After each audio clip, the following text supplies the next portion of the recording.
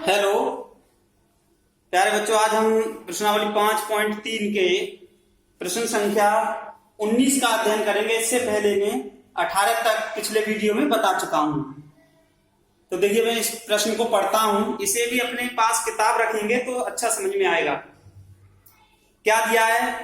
200 लट्ठों को एक ढेरी के रूप में इस प्रकार रखा जाता है कि सबसे नीचे वाली पंक्ति में 20 लट्ठे, फिर उससे अगली पंक्ति में 19, फिर उससे अगली पंक्ति में 18, यानी एक एक लट्ठा कम करके रखते हुए आते हैं। 18 लट्ठे इत्यादि, जैसा कि चित्र में दिखाया गया है। ये 200 लट्ठे कितनी पंक्तियों में रखे गए हैं तथा सबसे ऊपरी पंक्ति में कितने लट्ठे हैं। तो देखिए, ये बहुत ही अच्छा प्रश्न है अपने आप में। क्या दिया है प्रश्न संख्या 18 में? 19 में। 18वां प्रश्न हो चुका है, 19 में कुल लट्ठों की संख्या दी गई है हमें। कुल लट्ठों की संख्या है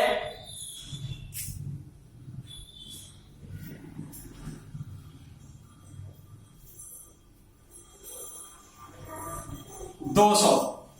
पहली पंक्ति में प्रश्नानुसार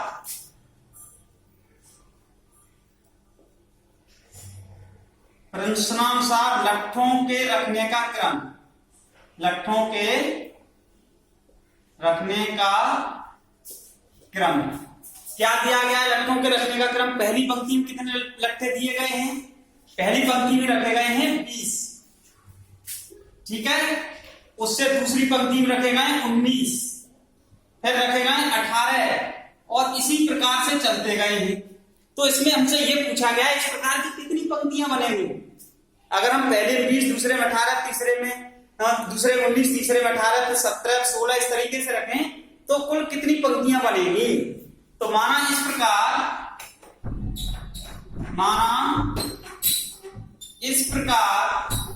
n पंक्तियों में रखे n पंक्तियों में, इस प्रकार n पंक्तियों में, इस प्रकार n पंक्तियों में 200 लट्ठे रखे गए हैं, ठीक है। मान लिया हमने इस प्रकार n पंक्तियां हैं, उनमें 200 लट्ठे रखे गए हैं। तो Sn का मान हो गया, ये Sn बराबर 200। कितना हो गया? Sn का मान हो गया 200। और जहां ये a की प्राप्त हो रही है हमें एक एक कम करके, और देखो जहां a बराबर कितना है, यानी प्रथम पद है 20 और d कितना है -1, एक एक कम होता गया है, तो d का मान कितना आ गया? -1 आ गया। Sn 200 है, n का मान हमसे पूछा गया है। तो देखो Sn बराबर n/2 2a plus n-1 into d से। Sn का मान कितना है? 200। n/2, n का मान क्या करना है? 2a, 2 गुणा 20 प्लस n-1 इंटू -1, ठीक है। ये आ गया। तो इसका 200 का इधर गुणा कर, 200 में 2 का गुणा हो जाएगा, 200 गुणा 2 n इंटू 20 दूनी 40। इस -1 से इसमें ये माइनस का हो जाएगा n और प्लस का हो जाएगा 1, ठीक है। तो ये कितने हो गए? 400। 400 बराबर n इंटू 40 और 41 माइनस n का गुणा कर दो इधर। 400 बराबर 41n minus n square, 41n minus. अब देखिए, ये आगे 400 बराबर 41n माइनस n स्क्वायर। इन दोनों को इधर ले आओ तो n स्क्वायर हो जाएगा, माइनस का 41n और प्लस के 400 और बराबर 0। ये आ गया तुम्हारा एक n में द्विघात समीकरण हो गया। क्या हो गया? द्विघात समीकरण हो गया n में।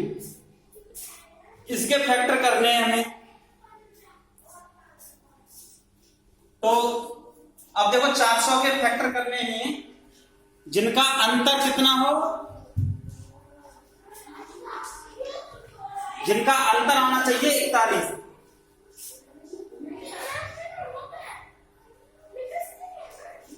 मैं बता रहा हूं, यहाँ पे गुणनखंड ही कर लेते हैं क्योंकि 20 का वो द्विघात समीकरण लगाओगे तो 400 के फैक्टर कर कीजिए, 2 200,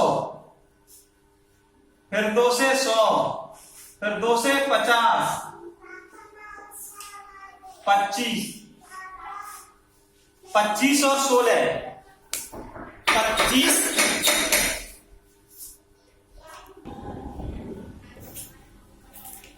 अब देखिए ये 25 हो गए, तो 400 के जो फैक्टर हुए 400 गुणा 16 गुणा 25, और 16 प्लस 25 कितने हो रहे हैं?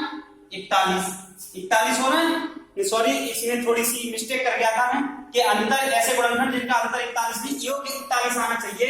तो देखो इसके फैक्टर करते हैं हम, कैसे करेंगे? इसको समीकरण को हल करना है तो n स्क्वायर माइनस 41 n को लिख सकते हैं हम 16 प्लस 25, इसको लिखते हैं हम 16n प्लस 25n, और ये हो जाएगा प्लस के 400 बराबर 0। 41n को हमने दो खंडों में तोड़ दिया। अब देखो क्या आ जाएगा, ये n square minus 16n minus 25n plus के 400 बराबर 0। इन दोनों में से क्या कॉमन आ रहा है? n माइनस 16 माइनस के 25, n माइनस 16 बराबर 0। कितना आ जाएगा? n माइनस 25 और n माइनस 16 बराबर कितने होंगे? ये आ गया 0। तो n माइनस 25 बराबर 0 और n माइनस 16 बराबर 0। n बराबर 25 आ गया और n बराबर 16। अब ये आ तो गया, अब हम इसमें डिसाइड कैसे करेंगे कि ये 25 वाला मान सही है या 16 वाला मान सही है? अब देखो हमें निकालना है 25, n क्या माना है हमने? n पंक्तियों में 200 लट्ठे रखे गए। किसमें? n पंक्तियों में। तो हमने मान लिया अब n तो 25 पंक्तियां होंगी या 16 पंक्तियां होंगी। ये कैसे डिसाइड करें? तो हम पहले 25वीं पंक्ति निकालते हैं और 16वीं पंक्ति में कितनी संख्या होगी लट्ठों की और 25वीं में कितनी होगी, उससे डिसाइड होगा। तो पहले 16वीं पंक्ति निकालो। पुनः tn बराबर a plus n minus 1 into d से t16 का मतलब है 16वां पद या 16वीं पंक्ति। क्या हो जाएगा? a का मान है हमारा 20 प्लस 16 माइनस 1 और इंटू माइनस 1, d का मान माइनस 1 है। तो ये हो जाएगा 20, 16 में से 1 गया, कितने बचेंगे? 15, और ये माइनस हो जाएगा माइनस के 15। तो ये आ गया हमारा प्लस का 5, t16 का मान। पुनः t25 निकाल लो 25वीं पंक्ति में। t25 बराबर कितना हो जाएगा? 20 प्लस 25 माइनस 1 इंटू माइनस 1। तो ये आ गया 20 माइनस 24, तो कितना आ गया? माइनस के 4। इसका मतलब है कि ये 16वीं पंक्ति में तो 5 लट्ठे आ रहे हैं और 25वीं पंक्ति में माइनस के 4 लट्ठे आ रहे हैं, जो संभव ही नहीं है। संख्या 0 तो हो सकती है, कोई भी संख्या है, लट्ठों की संख्या गिनती वो 0 आ सकती है कि एक ही लट्ठा नहीं हो, लेकिन संख्या ऋणात्मक नहीं हो सकती लट्ठों की। जो लट्ठों की संख्या है वो ऋणात्मक नहीं हो सकती। तो ये -4 संभव नहीं है। -4 यहां लिख दे रहा हूं, लट्ठों की संख्या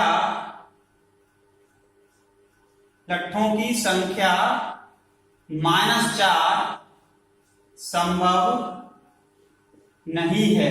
लट्ठों की संख्या -4 संभव नहीं होगी। अतः कुल पंक्तियों की संख्या कितनी होगी?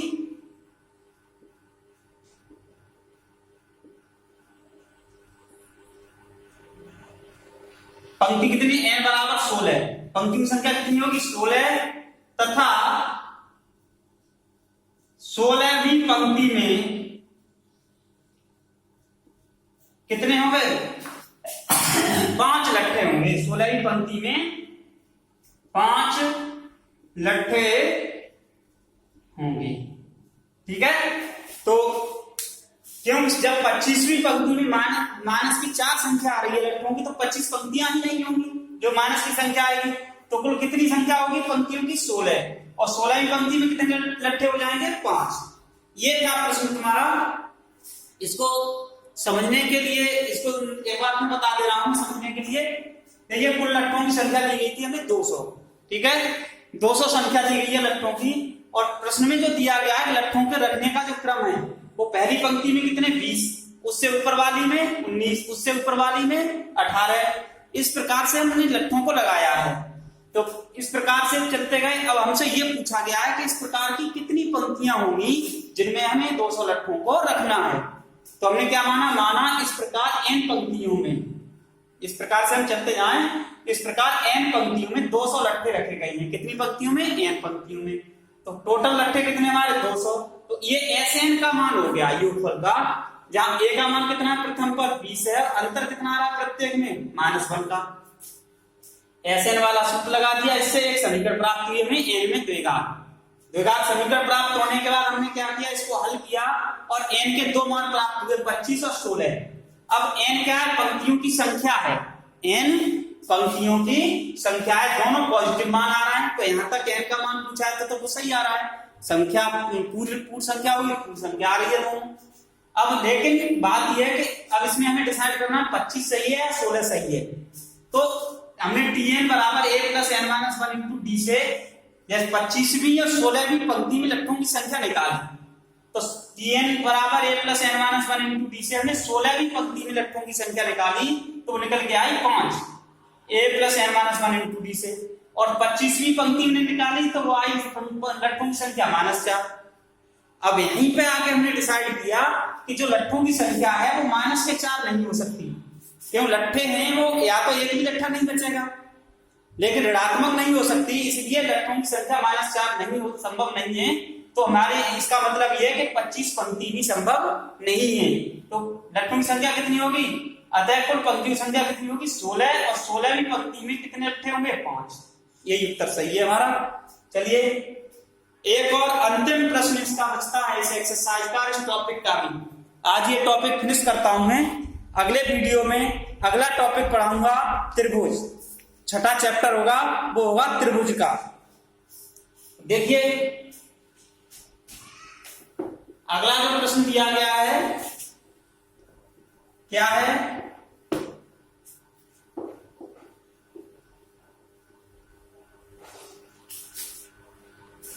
प्रश्न नंबर है 20 और इस टॉपिक का यानी समांतर श्रेणी का अंतिम प्रश्न है।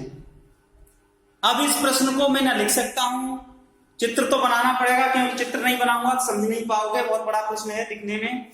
एक आलू दौड़ में प्रारंभिक स्थान पर एक बाल्टी रखी हुई है जो पहले आलू से 5 मीटर की दूरी पर है तथा अन्य आलुओं को एक सीधी रेखा में परस्पर 3 मीटर की दूरियों पर रखा गया है। इस रेखा पर 10 आलू रखे गए हैं।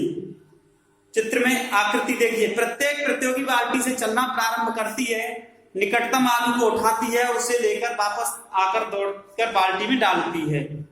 दूसरा आलू उठाने के लिए वापस दौड़ती है, उसे उठाकर वापस बाल्टी में डालती है। और वह ऐसा तब तक करती है जब तक सभी आलू बाल्टी में ना आ जाएं। इसमें प्रतियोगी को कुल कितनी दूरी दौड़नी पड़ेगी? चलिए चित्र बना लेते हैं पहले। अब प्रतियोगी तो नहीं बना सकता हूं मैं। देखो यहां पर रखी है मान लो बाल्टी,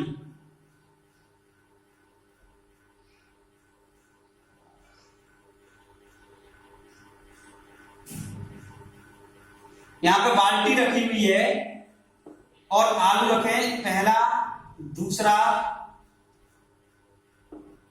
यहां पे, तीसरा, चौथा, पांचवा, छठा, सातवां, आठवां, नौवां और 10वां। तो पहली जो डिस्टेंस है बाल्टी से यहां तक की ये है 5 मीटर की डिस्टेंस यहां तक। फिर प्रत्येक में कितनी मीटर की डिस्टेंस दी है? 3 मीटर, 3 मीटर, 3 मीटर, सब 3 मीटर की डिस्टेंस पर हैं ये रखे हुए हैं। ठीक है, यहां तक ये लास्ट आलू है 10वां। 1 2 3 4 5 6 7 8 9 10। ठीक है, तो देखिए प्रतियोगी छात्रा को पहला आलू उठाने में चली गई कुल दूरी, कुल रखे गए आलू कितने हैं? कुल रखे गए आलू में 10। ठीक है, प्रतियोगी छात्रा है,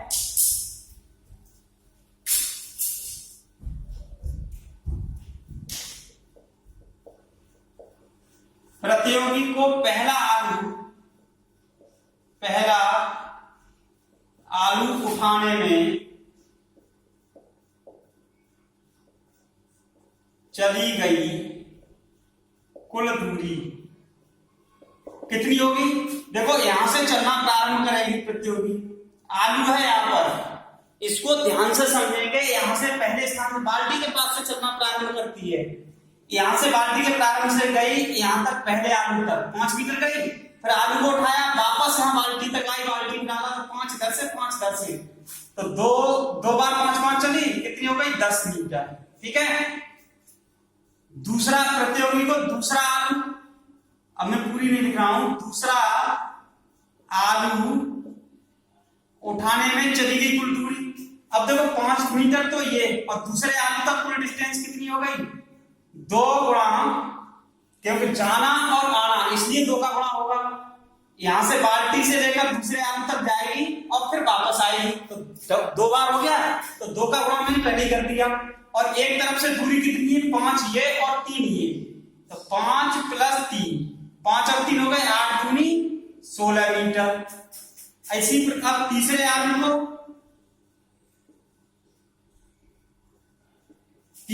को उठाने में चलेगी कुल दूरी, इसमें भी 2 का ही गुणा होना है, क्योंकि तीसरे आलू तक भी जाना है और आना है। ये ध्यान रखना, बाल्टी के पास से तीसरे आलू तक जाना है और फिर वहां से वापस आना है, तो जितनी दूरी गई उतनी ही वापस लौटी, तो दो बार हो गई।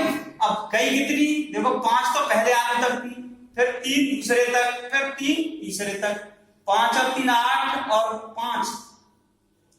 5 और 3 8 और 3 11, 11 दूनी 22, कितने हो गया? 22 मीटर। इसी प्रकार से वो चलती जाएगी और कौन से लास्ट वाले आलू तक पहुंच जाएगी। इस प्रकार प्राप्त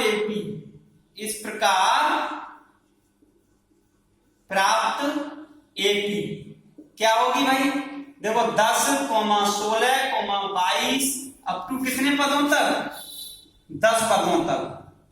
10 पदों तक क्यों भाई?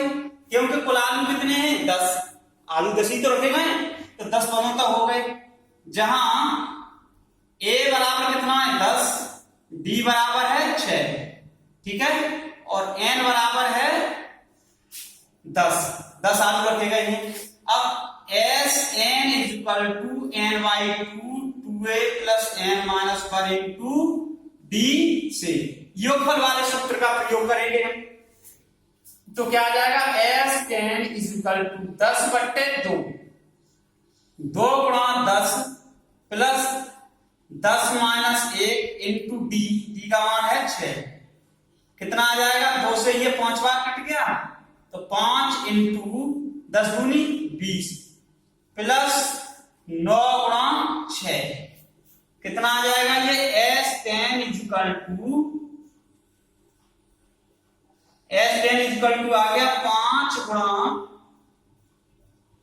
20 + 54, तो ये आ गया 5 × 54 और 20 74, 5 और 20 5 7 35 और 2 37, 370। तो कुल कितनी दूरी चलेगी? वो कितनी दूरी चली? अतः प्रतियोगी को कुल सभी आलू उठाने में चली गई कुल दूरी कितनी होगी? 370 मीटर होगी। ठीक है, कुल कितनी दूरी चलेगी वो 370 मीटर। एक बार और समझें, कुल आलू 10 रखे गए हैं, एक स्ट्रेट लाइन पर हैं, पहले बाल्टी से पहले आलू की दूरी 5 मीटर है, फिर सब 3-3 मीटर की दूरी पर रखे गए। तो अब एक कोई प्रतियोगी है, छात्र है या छात्रा, वो बाल्टी के पास से दौड़ता है और पहले आलू को उठाता है, फिर वापस आके बाल्टी में डालता है। ठीक है, तो गया और आया 2 बार चला, कितने किलोमीटर हो गई, 2 गुणा 5 10 किलोमीटर। अब दूसरा आलू उठाने के लिए फिर बाल्टी के पास से गया, बाल्टी के पास से फिर दौड़ के गया दूसरे आलू तक, और फिर वहां से दूसरा आलू उठाया, फिर वापस बाल्टी तक आया। तो दूसरे आलू तक जाने के लिए 2 गुणा 5 ये और 3 ये, दूसरे आलू की जो डिस्टेंस है बाल्टी से वो हो गई हमारी कितनी, 8 मीटर। तो 8 दूनी 16 मीटर चला। ऐसे ही तीसरे आलू तक जाने के लिए जाएगा आएगा 2 गुणा, तीसरे आलू की जो डिस्टेंस है वो 5 + 3 + 3, क्योंकि प्रत्येक आलू 3 मीटर की दूरी पर रखा हुआ है। तो इस प्रकार से तीसरा हो गया 22। चलते जाओ, 10 आलू उठाने थे उसे इसी प्रकार से, तो हमें इस प्रकार से जो प्राप्त होती है वो है 10 16 22 अप टू 10 पदों तक। अब इसमें a बराबर d और n का मान हो गया, SN बराबर ये सूत्र का प्रयोग कर दिया, 370 प्राप्त हुआ, यानी कुल दूरी कितनी होगी 370 मीटर। पर अतः प्रतियोगी को सभी आलू उठाकर बाल्टी में डालने में चली गई दूरी, मैंने शॉर्ट में लिख दिया, सभी आलू उठाने में चली गई कुल दूरी कितनी होगी, 370 मीटर होगी। ठीक है, तो ये हो गया आज तुम्हारे इस टॉपिक का एंड होता है समांतर श्रेणी का। अब मैं अगला टॉपिक पढ़ाऊंगा त्रिभुज अगले वीडियो में। धन्यवाद।